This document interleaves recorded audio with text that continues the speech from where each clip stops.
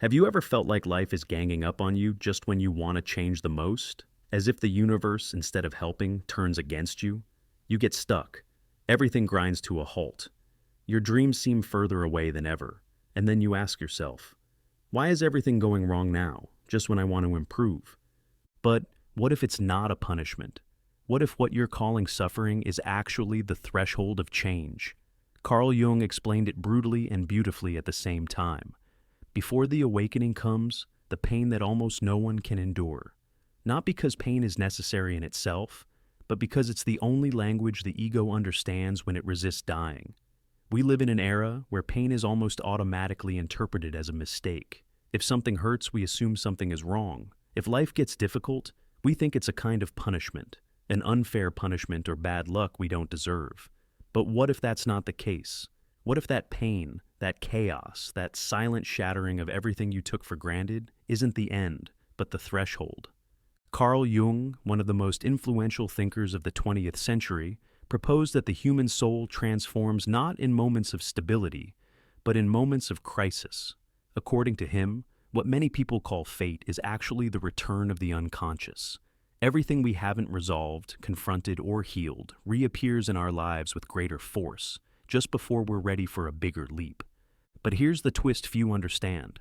The universe doesn't break you to punish you. It breaks you to open you. Because everything that needs to flourish first needs to pass through breaking ground, a bursting seed, an old structure collapsing. That's why, in moments where everything seems to darken, where you feel alone, confused, misunderstood, you might not be rejected by life. You might be being prepared. And that completely changes the meaning of pain. What most interpret as the end, Jung saw as the beginning. And right there, at that breaking point where many give up, where the mind says, I can't anymore, something silent but powerful happens. The soul begins to awaken. It's not a luminous or glorious awakening at first. It's a slow, confusing awakening made of tears, sleepless nights, and unanswered questions. But it's real, it's profound, and above all, it's necessary. This is what Jung called the encounter with the self, the moment your essence, your true self, begins to emerge. But for that to happen, the ego has to surrender, and the ego doesn't surrender without a fight. Perhaps today you feel like everything is slipping through your fingers. The structures that once supported you no longer work.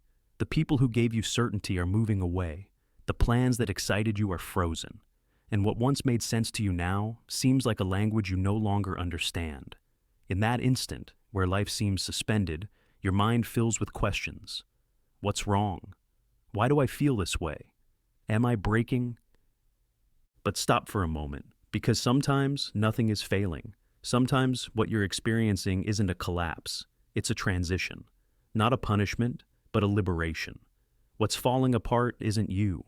What's falling are the disguises you wore to survive, the certainties built by fear, the roles you assumed to please, the scripts you repeated to feel accepted, all that made you functional, but not free. Because that's what masks do. They protect us, yes, but they also trap us. And there comes a point where the soul, tired of pretending, starts to scream from within. Sometimes it does so in the form of anxiety, emptiness, confusion, and other times it does so by generating a collapse. It takes away the familiar, shakes your ground, exposes you to uncertainty, not to destroy you, but to pull you out of the comfortable prison you had unknowingly locked yourself in. That moment of greatest confusion isn't an error on the path. It's the threshold, the passage, the gateway to a more authentic version of yourself. But to cross it, you have to release the weight, and that weight is you, or rather, what you thought you were. The old version of you, the one that fought for validation, that measured its worth by external approval, that needed to have everything under control to feel safe. That version feels it. It knows its end is coming, and that's why it resists fiercely. It speaks to you from fear, from urgency, from panic. It tells you that this makes no sense, that you're going to lose everything, that it's better to go back to how things were, where everything was familiar, even if it hurt. But what's screaming inside you isn't you. It's an old layer being removed, and it hurts. Of course it hurts. Because even knowing it no longer represents you, it was all you knew. And right there, in the middle of the chaos, is where most people give up.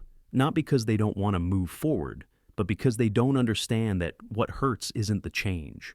What hurts is the resistance to change, because that collapse you're going through isn't destruction, it's purification. You're being stripped, not punished. You're being emptied, not abandoned. For the new to arrive, the old must fall. And yes, the void that's created feels like loss, but deep down, it's just the space where your truth is beginning to breathe.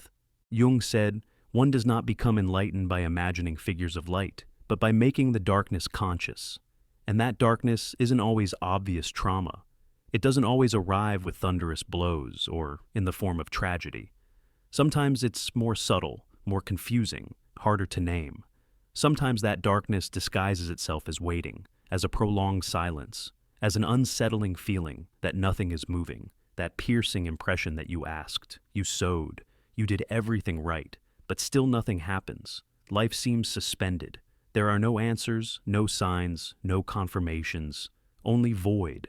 And that void, precisely that, is one of the most sacred moments of the process. Because what seems like stagnation is often preparation. The soul doesn't grow when everything is clear.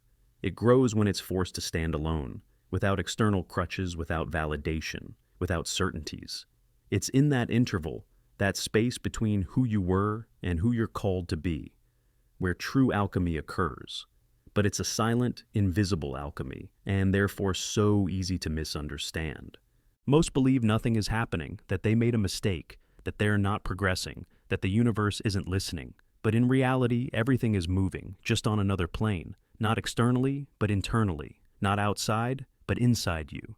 That moment when everything seems stopped is actually the secret laboratory where your identity is being rebuilt. It's when the noise ceases that you can finally hear what was always there. Your voice, your fear, your patterns, your deepest beliefs. Everything that was once covered by haste, by doing, by the plan, begins to emerge. And right there, the universe observes with attention. Because that's the silent test. Are you going to react as before, frantically seeking external results to feel like everything is worthwhile? Or are you going to respond as someone who has already understood that real change first happens internally? It's easy to maintain faith when everything flows. The difficult part is to keep your truth when there are no applause, no proofs, no illuminated paths. That's where life measures you, not by what you achieve, but by what you're capable of holding in the darkness. Can you choose to move forward even when there's no confirmation? Can you keep your energy clean, your intention firm, your vision clear, even without knowing when the reward will come? The void isn't the end of the road. It's the sacred pause between two versions of you. It's the symbolic womb where the new begins to gestate. It's the disturbed earth that seems barren, but is actually being fertilized from the roots. And that's why, even if it hurts, it's necessary. Because no one can enter a new reality carrying the anxiety of the old. The void cleanses, detoxifies, reorders. And it's in that silent cleansing that what you asked for will be born, not as a miracle falling from the sky, but as a natural resonance. Because what vibrates with you doesn't need to be chased. It arrives, not as a prize, but as a consequence. So, if today you're inhabiting that void, don't despair. You're right in the space where the new can be born. Don't see it as punishment. See it as the secret workshop where the universe quietly finishes sculpting you before delivering the most coherent version of your life. We're all used to celebrating the visible moments of change, the signed contract, the beginning of a relationship, the goal achieved, the doors that finally open, the recognition, the applause, the external confirmation that something has changed. And while all that is beautiful, that's not where true transformation begins. Because real change doesn't happen when the world applauds you, but when you're able to hold your truth, even when no one sees you. It's easy to act with integrity when eyes are watching. It's easy to move forward when there are rewards at the end of the effort. But who are you when there are no witnesses? How do you behave when what you do has no guarantee of immediate return? That's where everything is defined. Many believe that life begins to transform when external circumstances improve, but Jung understood it clearly.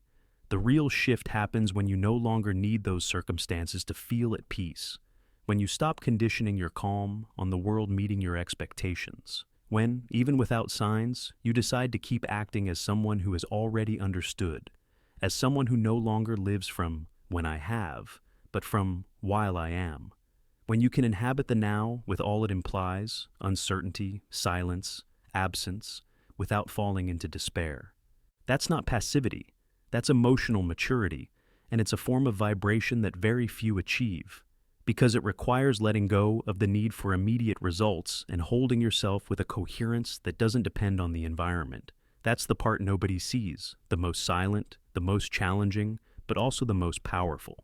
When you choose to act with integrity even if there's no validation, when you remain faithful to your path even if no one understands it, when you continue to show your best version even if you don't receive applause, that, even if no one notices, changes everything.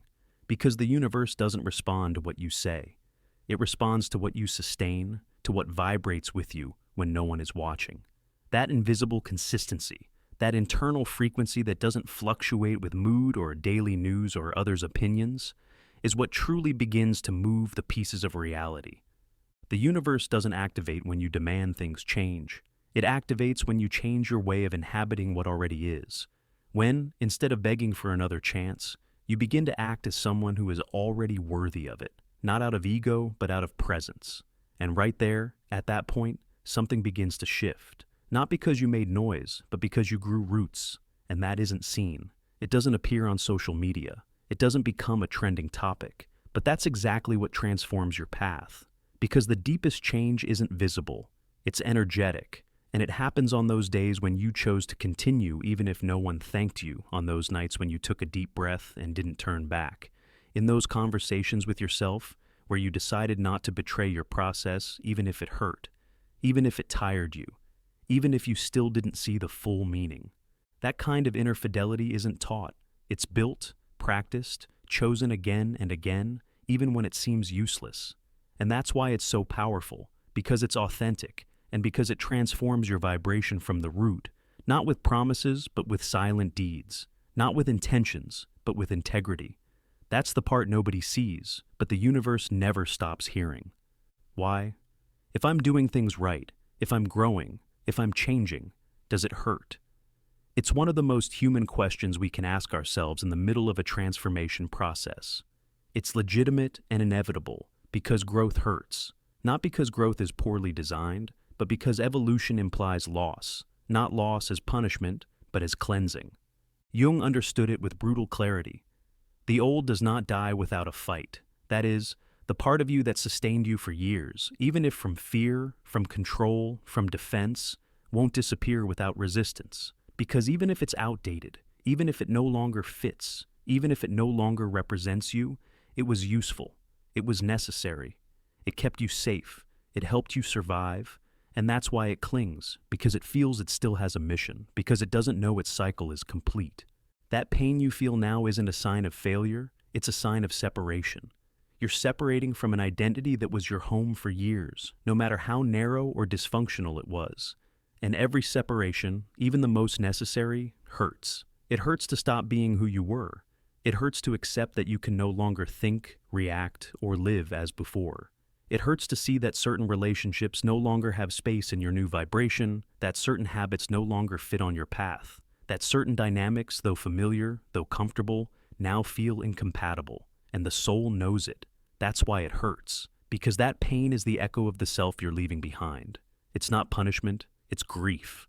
And like all grief, it comes without a manual, without guarantees, with days when everything seems to regress, with nights where the silence becomes unbearable, with emotions that surge from deep within the body without permission, without explanation. And then, as in any process without immediate answers, doubt appears. What if I'm wrong? What if none of this makes sense? What if everything I'm letting go of was the only thing that truly held me? But breathe. Because even if the external world gives you no signs, something inside you already knows there's no turning back. Not because you can't return, but because you no longer fit there. Because your new understandings, even if still fragile, no longer allow you to settle in places where you once merely survived. And that, though confusing, is evolution. Changing isn't just adding new things. It's letting go of the old. And often that means feeling empty, naked, in transition. And of course it hurts, but not because you're wrong, but because you're being tuned, like an instrument that has been out of tune for years and is now slowly having its strings adjusted. Not so it sounds the same as before, but so it can finally emit the music it was always destined to play. That tuning is delicate. It touches sensitive nerves, opens memories, confronts patterns, destroys excuses. And all of that is uncomfortable but necessary. Because without that pain, many of the structures that limited you would remain intact. Many of the masks you wore would remain in place. Many of the toxic bonds would continue to breathe under the guise of affection. And no, you don't deserve to suffer. But you do need to understand that this pain isn't your enemy. It's the bridge, the threshold, the space where the old finishes falling and the new begins to take shape. Don't judge it. Don't rush it. Don't try to silence it. Listen to it, accompany it, feel it. Because everything you go through with consciousness transforms into wisdom. And that's what the universe respects most. Your ability to hold yourself with truth, even when the process hasn't yet translated into external results. So, if today it hurts, if today you're going through a dense silence, a frightening void, a loss you don't understand, it doesn't mean you're going backward. It means something inside you is being tuned to hold the reality you asked for. It's not regression, it's calibration. Change doesn't arrive as a gift from outside, it arrives as a silent transformation from within. And that transformation, even if no one else sees it, even if it doesn't yet have a clear name, even if it hasn't yet borne visible fruit, is already changing everything. Many talk about manifesting, attracting, visualizing, and it's not wrong, it's just incomplete. We've been taught that it's enough to wish strongly, to write phrases in a notebook, to repeat affirmations in front of the mirror, to close our eyes and mentally see the life we yearn for. But that's not manifesting. That's just an initial part, the first breath. The truly decisive thing isn't what you ask for, it's where you ask it from. From what frequency do you sustain it? Because the universe doesn't respond to pretty words. It responds to energy, to vibration, to coherence. Manifesting isn't asking, it's embodying. It's acting as if you already are, even when there's no external evidence. It's sustaining the identity of change before you see the change. It's moving as someone who has already released scarcity, who has already left behind the need to control, who no longer depends on the external to validate their peace. And that's not easy, because everything in your environment might still be telling you the opposite, because there are no guarantees, because the old self still whispers doubts to you, because the mind wants to see results before surrendering to the process.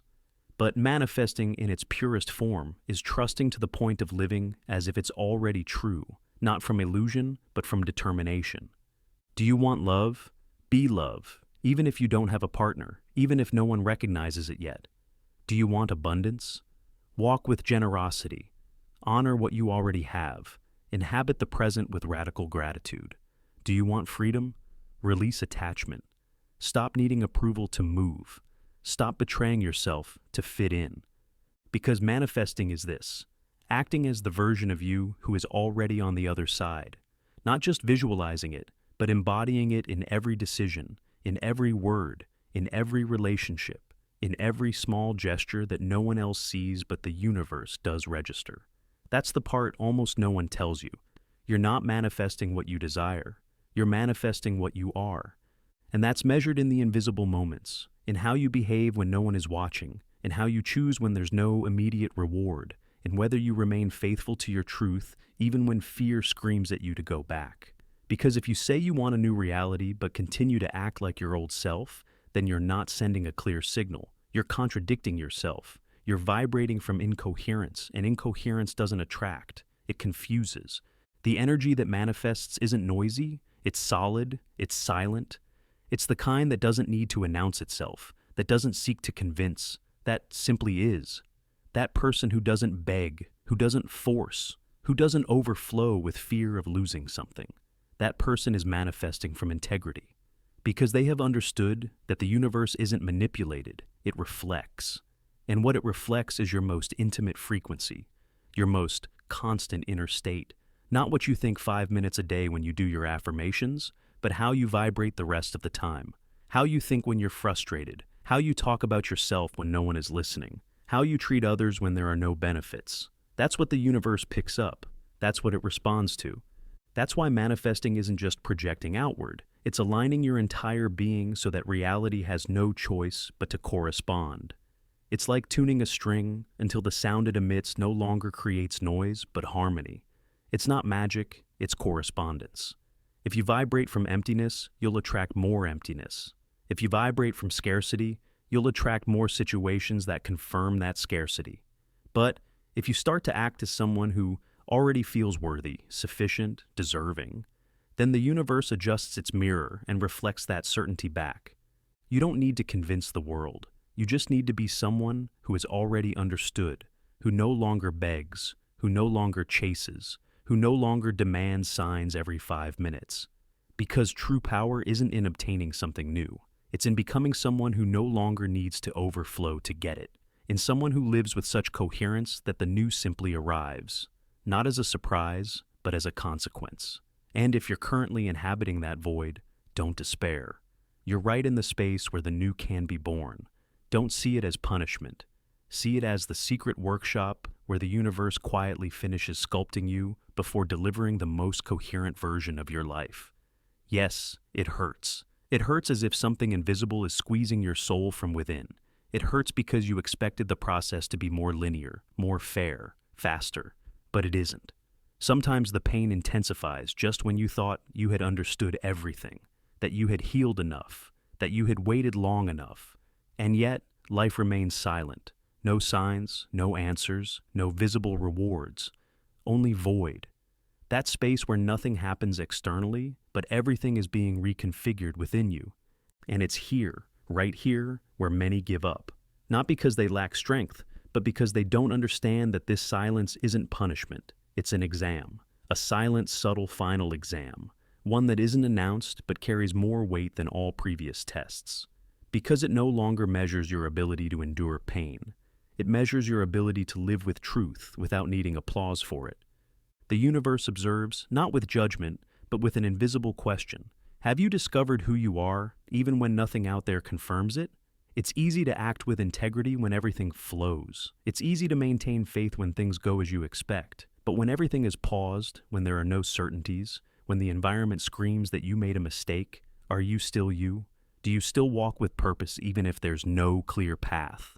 Do you still uphold your truth even if there are no results to validate it? Because that's the true exam, not proving what you learned, but embodying what you already are, even without guarantees. It's the ultimate test to see if what changed in you is superficial, or if it has reached your core. Are you still waiting for something to arrive and save you? An answer, a love, a divine sign that tells you you're on the right track? Or have you already understood that that miracle is you?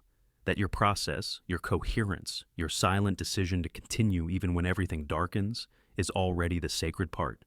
Because that's the key. The universe doesn't deliver the new as a prize. It delivers it as a consequence of someone who no longer moves out of anxiety, but out of conviction, of someone who no longer needs to manipulate reality to feel at peace, of someone who, even without certainties, already inhabits their purpose. And of course, it feels unfair because it seems like no one notices. No one sees how much it costs you to stay on your feet every day. No one hears the internal dialogues where you fight not to give up. No one knows how much effort you make not to turn back. But someone does see the universe, and more importantly, yourself. That deep, silent self that begins to recognize itself in the midst of chaos. The one that no longer seeks salvation because it understood that transformation doesn't come from outside. It comes from the way you choose to respond to the void. This stretch isn't designed to destroy you. It's designed to reveal what has truly transformed within you. Because anyone can hold steady when there are certainties, but very few can do so when the ground shakes, when the mind demands results, when the heart grows impatient. And you are here, about to give up or about to be reborn, on that sacred edge where the universe awaits your response. Not with words, but with vibration, with energy, with small but coherent actions, with the way you choose not to betray yourself, even when everything seems meaningless. It's not a punishment, it's the final threshold, the last door, the most silent but also the most powerful. Because whoever manages to cross it isn't someone who understood everything, but someone who became someone who no longer needs certainties to live in fullness. Someone who chose to sustain their transformation even when the world hasn't changed yet. And That is the signal the universe recognizes as sufficient. Perhaps what you asked for hasn't arrived yet. That opportunity you yearn for hasn't appeared. That door you visualize so much hasn't opened. There are no messages, no clear signs, no certainties. Everything seems to be on pause. And in that apparent stagnation, your mind whispers a cruel doubt. Is all this effort even worth anything? Am I deceiving myself? But stop. Breathe. Look closely. Perhaps what you expected hasn't arrived, but something much more important is already happening, silently, without applause, without announcements. And it's the most sacred process of all. You are changing. And that change isn't noticed by the world's eyes, but it's felt by the soul. Because you are no longer the one who reacted with anxiety every time something went off plan. You no longer sabotage yourself with the same ease as before. You no longer desperately chase external signs to validate your path. You learn to stop, to listen, to inhabit the void without fleeing, to calm the storm from within. And that, even if no one sees it, is enormous. Do you know why? Because before, you needed everything to be in order out there to feel good. Today you can be in the middle of chaos and still hold yourself. Before, you needed certainties, validation, immediate results. Today you can move forward even in the fog. And that transformation, however small it may seem, is precisely what marks the difference between someone who is still waiting to be rescued and someone who has already begun to live from their center. The universe doesn't respond to what you ask from scarcity. It responds to who you become in the process. And you, without realizing it, have left behind the version that begged, the one that tried to force timelines, the one that confused control with security. You have begun to inhabit something new, a more stable, firmer version, more you. A version that, even if it hasn't seen its dreams manifest externally, already lives from that place internally. That's the hidden gift of waiting, the silent construction of your integrity, the development of an identity that isn't based on what it receives, but on what it sustains. In the way you choose to be, even when the environment gives you nothing in return. When you hold your truth without witnesses.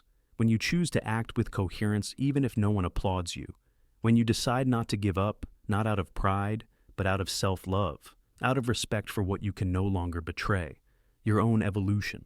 And that version of you, the one that no longer reacts, the one that no longer sabotages itself, the one that holds itself without needing guarantees, that's the one the universe recognizes as ready. Not the version that screams, "Why isn't what I asked for arriving?"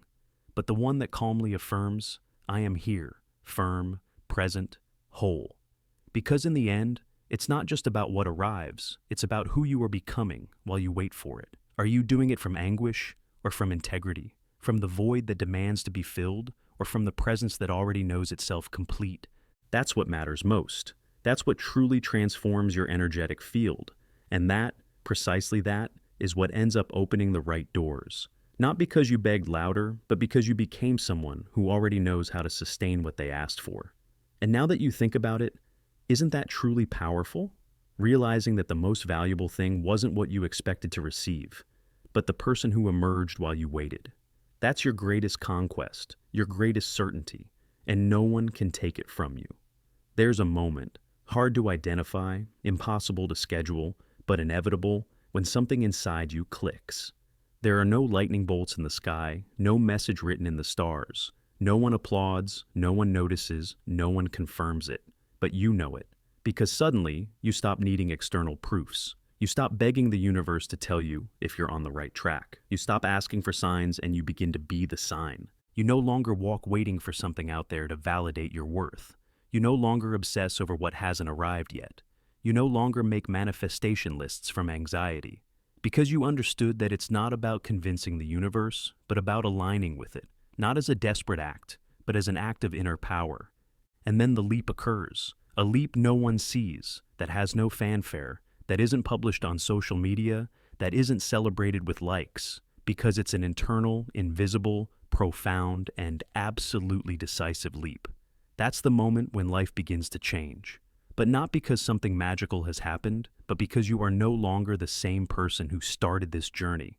You no longer vibrate from scarcity, but from integrity. You no longer project urgency, but stability. You no longer act as someone who wants to receive, but as someone who already embodies what they want to live. That change in frequency, even if no one perceives it, changes everything. Because reality doesn't bend to your desires, it bends to your coherence. Life doesn't reward your visualizations. It responds to your internal structure. It doesn't give you what you dream of. It gives you what you can sustain without losing yourself. And if what you asked for hasn't arrived yet, perhaps it's not because you don't deserve it, but because you're still refining the ability to live it without betraying yourself. When that moment comes, you no longer need everything to change to be at peace. You are at peace, and from that peace, everything begins to change. You're no longer waiting for something to happen to feel complete. You are complete, and from that place, everything else aligns. Because the universe doesn't move by your pleas, it moves by your silent, consistent energy. And yes, that leap happens in silence.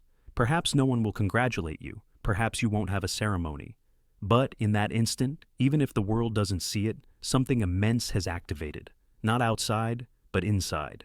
Because the true revolution isn't the one that transforms your environment. It's the one that changes your way of inhabiting it. If you've reached this point, it's not by chance. It's because something within you is already in motion. Perhaps you don't know how to name it. Perhaps it still hurts. Perhaps you still don't see clear signs. But you're here, breathing, feeling, holding on. And that is already transformation. Jung said that an unlived life is a disease from which one can die. And perhaps that's why life sometimes shakes you, breaks you, strips you bare, but not to punish you, but so you stop half living and start living fully. Everything you went through, the pain, the collapse, the void, the waiting, wasn't a mistake. It was a kind of silent call, one that didn't come with easy promises or immediate answers. It came with tests, with silences, with long nights, but also with a sacred certainty. You are not being broken, you are being revealed.